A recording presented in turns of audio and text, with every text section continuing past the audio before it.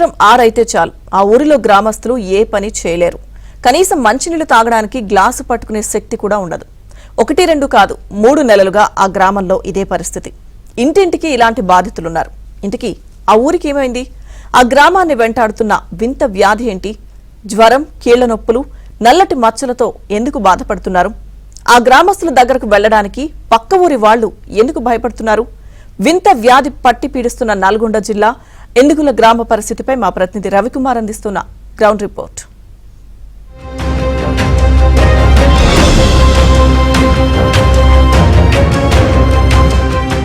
అక్కడ ఊరంతా మంచం పట్టిందా? చిన్న పెద్ద తేడా లేకుండా అందరూ ఇళ్లకే పరిమితమయ్యారా? సాయంత్రం 6 అయితే చాలు అక్కడ ప్రజలంతా వ్యాధితో బాధపడుతున్నారా? రాష్ట్ర వైద్య బృందం అక్కడ క్యాంపు నిర్వహించినా ఇంకా వ్యాధిని నిర్ధారించలేదా? అసలు రాష్ట్ర వ్యాప్తంగా సంచలనంగా మారిన ఆ ఊరిలో ఏం జరుగుతుంది? ఇవాళ గ్రౌండ్ రిపోర్ట్లో చూద్దాం.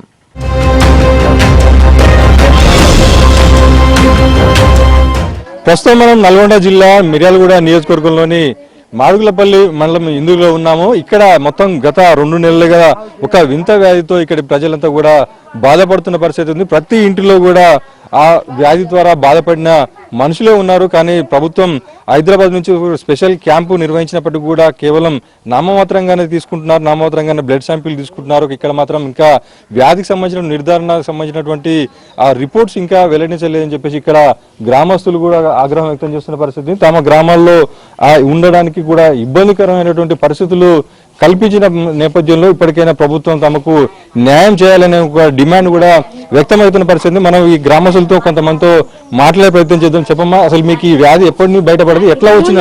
3 నెలలు దాటింది. 4 నెలలు ఫస్ట్ వస్తే 4 నెలలు, ఫస్ట్ నాకు వచ్చి అయితే 3 నెలలు. ఎట్లా, ఏ లక్షణాలతో బయటపడుతుంది? ఆసినాయి, కాళ్ళు ఆసినాయి, మోకాలు ఆసినాయి, ఒళ్ళు మొత్తం దుల్లు వస్తుంది, ఇవన్నీ కళ్ళు ఆపడతలేవు బాగా, ఇక నల్ల పడుతున్నాయి, మచ్చలు వస్తున్నాయి, అన్ని వస్తున్నాయి. చెప్పమ్మా, మీ ఇంట్లో ఎంతమంది బాధితులు ఉన్నారు? ఎట్లా వచ్చింది, అసలు ఎంత ఖర్చు అయింది? నా కొడుకు, కోడలి, ఒక అమ్మాయి, ఇద్దరు అమ్మమ్మ వాళ్ళ ఇంటి కాడ ఉంటారు, ఒక అమ్మాయి మా కాడ ఉంటుంది. నాకు అసలు లేవరాటం పండబెట్టడం అయింది. నా తర్వాత కోడలికి జ్వరంతో వచ్చింది సారు. ఈ బక్కలు వంగ రాకుండా కాళ్ళు ఆసి లేవ రాకుండా అయింది. మిరాలు కూడా తీసుకుపోయిర్రు, చూయించుకొచ్చిర్రు, గ్యానింగ్ తీసుకొచ్చిర్రు, ఇన్ని సూదులు తెచ్చిర్రు, రోజు వేసుకొచ్చుకుంది, తక్కువ కావట్లేదు.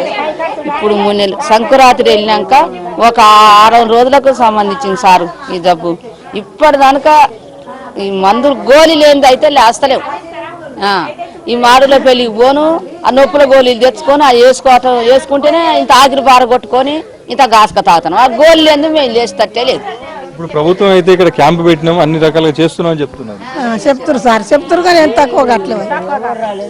ఒకరొకరు 20-30 వేలు ఖర్చు పెట్టుకొని ఇక లేక ఉండి అప్పులు తెచ్చుకొని ఇక బతికే పరిస్థితులు అవుతున్నాయి. కానీ ఇక వస్తూనే ఉన్నాయి, పిక్కలు వస్తున్నాయి, ఇక్కడ ఇవన్నీ వస్తున్నాయి.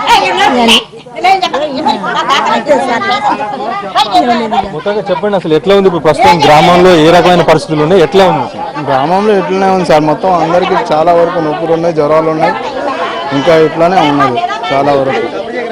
కీళ్ళ నొప్పులు, ఇగో మనకు కూడా అసలు లేవకుండా ఈ కాళ్ళు చేతులు అన్ని నొప్పులు సార్. కీళ్ళు నొప్పులు ఉన్నాయి. అంటే ఈ వ్యాధి అనేది బయటపడిన తర్వాత మీ గ్రామంలో ఏ రకమైన పరిస్థితులు ఏర్పడుతుంది? ఇంకా ఇప్పుడు అందరికీ ఉన్నాయి సార్. ఇప్పుడు కూడా లేవలేస్తలేదు, చేయి కూడా లేస్తలేదు పూర్తిగా.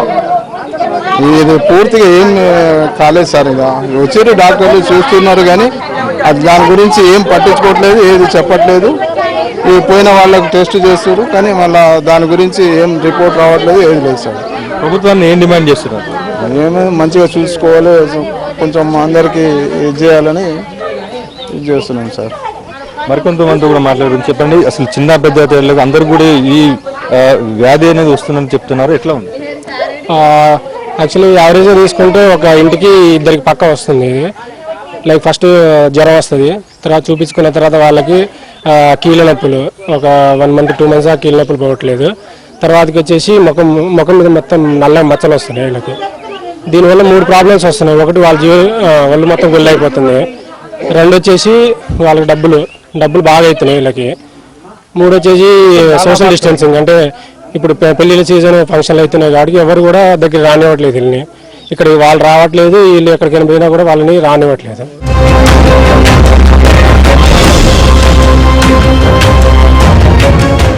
ఇందుగులలో వచ్చినటువంటి వింతైనటువంటి వ్యాధికి సంబంధించి ఇప్పటికే రాష్ట్ర వైద్య బృందం ఇందుగులలో పర్యటించింది. ఇక్కడ ఏదైతే రక్త నమూనాలు కూడా సేకరించింది. ఇదే అంశానికి సంబంధించి మనతో మాట్లాడేందుకు పిఎస్సి వైద్యురాలు ఉన్నారు. మేడం చెప్పండి, అసలు ఎలాంటి వ్యాధి లక్షణాలుగా ఉన్నాయి, ఎట్లా ఐడెంటిఫై చేసి?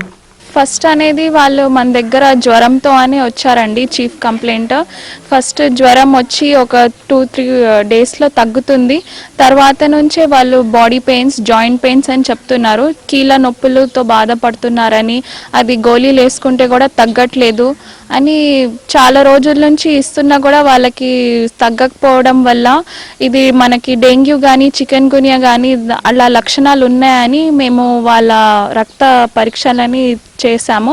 బ్లడ్ టెస్ట్ చేస్తే అందులో మనకైతే ఏమీ పాజిటివ్ అనేది ఎక్కువ రాలేదు.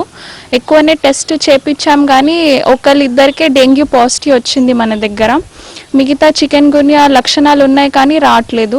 సరే అని వాళ్ళ ఇంటికి వెళ్ళి వాళ్ళ ఇంటి పరిసరాలు ఎలా ఉన్నాయి, మస్కిటోస్ ఎక్కడైనా ఎక్కువ ఉన్నాయా అని చూద్దామని వెళ్ళి చూస్తే కొన్ని హౌజెస్లో మనకు కనిపించాయి అట్లా దోమల ఎక్కువ ఉండడం అనేది కంప్లైంట్ చేశారు. సో అప్పటికే మన డిస్ట్రిక్ట్ మలేరియా ఆఫీసర్కి సార్కి చెప్పి స్ప్రేయింగ్ అను ప్లస్ ఫాగింగ్ అన్ని చేపించామండి. మొత్తం గ్రామంలో ఎంతమందికి ఈ వ్యాధి వచ్చినట్టుగా ఐడెంటిఫై చేశారు, ఎంతమందికి సంబంధించిన బ్లడ్ శాంపిల్స్ కలెక్ట్ చేశారు? చెప్పడానికైతే చాలా మంది వరకు సఫర్ అవుతున్నారు అన్నారండి. కానీ ఇప్పుడు ఈ 2 months నుంచి జరుగుతుంది. లాస్ట్ ఫిబ్రవరి స్టార్టింగ్ నుంచి మనం పెడుతున్నాము. సో ఇప్పటికీ కొంచెం వరకు అయితే తగ్గారు. ఒక 250 పైన అబౌవ్ పేషెంట్సే ఉన్నారు మన దగ్గర ఇంకా నొప్పులతో బాధపడుతున్న వాళ్ళు. ఫీవర్ అయితే ఆల్మోస్ట్ అందరికీ తగ్గిపోయిందండి. ఆన్ హ్యాండ్ ఫీవర్ కేసెస్ తక్కువనే ఉన్నారు. అంటే కొత్త కేసులు ఇప్పుడు తక్కువనే ఉన్నారు. ఉన్న వాళ్ళకే తగ్గట్లేదని బాధపడుతున్నారు వాళ్ళు. ఏమైనా డెత్స్ కానీ అలాంటి సంఘటనలు ఉన్నాయా ఈ డిసీజ్ వల్ల అయితే అంత మార్బిడిటీ అనేది ఉండదండి. సో ప్రాణ ప్రమాదం అనేది ఉండదు మనకి. ఏదైనా జ్వరం వచ్చి తగ్గుతుంది అండ్ కీళ్ళ నొప్పులు బాగా నొప్పులు ఉంటాయి. సో డే టు డే వాళ్ళ యాక్టివిటీస్ చేయలేకపోతారు. సో ఏమైనా గ్లాస్ పట్టుకోవడానికి కూడా కుదరదు, వాష్రూమ్కి వెళ్ళాలంటే కూడా ఇబ్బంది అవుతుంది. సో వాళ్ళ డే టు డే యాక్టివిటీస్ దెబ్బతింటున్నాయి కాబట్టి వాళ్ళు ఏది నడుచుకొని వెళ్ళడం అయినా సాధ్యం కాలేకపోతుందని అలా బెడ్ రిడన్ అవుతున్నారు. అంటే ఎలిసా టెస్ట్ రిపోర్ట్ ఎప్పుడు రాబోతుంది? ప్రధానంగా మచ్చలు కూడా వస్తున్నాయి అనేది ఒకటి వినిపిస్తా ఉంది, ఎందుకంటారు? అంటే మనకిప్పుడు రక్తంలో కొంచెం ఇన్ఫెక్షన్ అనేది వస్తుంది కదండి. సో ఆ ఇన్ఫెక్షన్లో ప్లేట్లెట్స్ అనేది కొంచెం తగ్గుతుంది, లేకపోతే డబ్ల్యూబీసీ పెరుగుతున్నాయి. సో అట్లా ఏమైనా అనిపిస్తే మనం అవి పెటీకియా అనేది ఉంటుందండి. సో ఆ మచ్చలు అనేది డార్క్నెస్ దాంతో కూడా వస్తాయి. మనం ఇచ్చే మెడికేషన్స్ కూడా స్టిరాయిడ్స్ ఉన్నాయి. సో ఒకవేళ దాంతో పాటు కూడా కనిపించవచ్చు. మీరు ఆటోమేటికల్లీ కొందరికి డార్క్నెస్ అనేది తగ్గుతుంది. ఇప్పుడు వాళ్ళు పెయిన్స్ కూడా కొంచెం కొంచెం తగ్గుతుంది చెప్తున్న వల్లే నొప్పులు కూడా డార్క్నెస్ అనేది కూడా కొంచెం వాళ్ళలో తగ్గిపోతుందండి. ఎలిసా రిపోర్ట్ ఎప్పటి వరకు రాబోతుంది? ఎలిసా రిపోర్ట్ మనకు ఒక 1 week చెప్పారండి. 1 week లోపల వస్తాయి. మనకి ఏమైనా ఇన్ఫర్మేషన్ వస్తే మనం వెంటనే హైయర్ అథారిటీస్ కూడా ఇన్ఫార్మ్ చేసి దానికి ప్రకారంగా ప్రోటోకాల్ ఎలా ట్రీట్మెంట్ వెళ్ళాలో మనం ఆ డైరెక్షన్లో సాగుతాం. మొత్తం మీద ఏదైతే ఈ ఇందుగుల గ్రామంలో జరుగుతున్నటువంటి వ్యాధికి సంబంధించి ఇప్పటికే చికెన్ గున్యాకు సంబంధించిన లక్షణాలు, అందులో ఒకరిద్దరికి డెంగ్యూకి సంబంధించినటువంటి కేసులు అయితే నమోదయ్యాయి. ఇంకా ఎలిసా రిపోర్ట్ ఇచ్చిన తర్వాత పూర్తి స్థాయిలో వైద్య చికిత్సలు చేపడతామని చెప్పి పిఎస్సి వైద్యురాలు అయితే చెప్తున్నారు. ఇందుకుల గ్రామంలో ఏ ఇంటిని కదిలించినా, ఎవరిని కదిలించినా కానీ ఏ వ్యాధితో బాధపడ్డాము, డబ్బులు కూడా గుల్ల చేసుకుంటున్నాం. కానీ హైదరాబాద్ నుంచి కానీ వచ్చినటువంటి వైద్యాధికారులు అయితే తమకు నామమాత్రంగా ఇస్తున్నారు, కానీ పూర్తి స్థాయిలో రిపోర్ట్ చెప్పడం లేదు. ఇది వ్యాధికి సంబంధించినటువంటి నిర్ధారణ కూడా ఇంకా చేయడం లేదన్న డిమాండ్ అయితే వ్యక్తమవుతోంది. ఇంకా తమకు ఈ వ్యాధి వచ్చిన తర్వాత నుంచి తమ గ్రామంలో వేరే వాళ్ళు ఇక్కడికి రావడానికి తమని వేరే చోటుకు కూడా రానివ్వడం లేదన్న విమర్శలు కూడా వెలువెత్తున్న పరిస్థితి ఉంది. విడుదల మల్లికార్జున్తో రవికుమార్, ఏబీ ఆంధ్రజ్యోతి.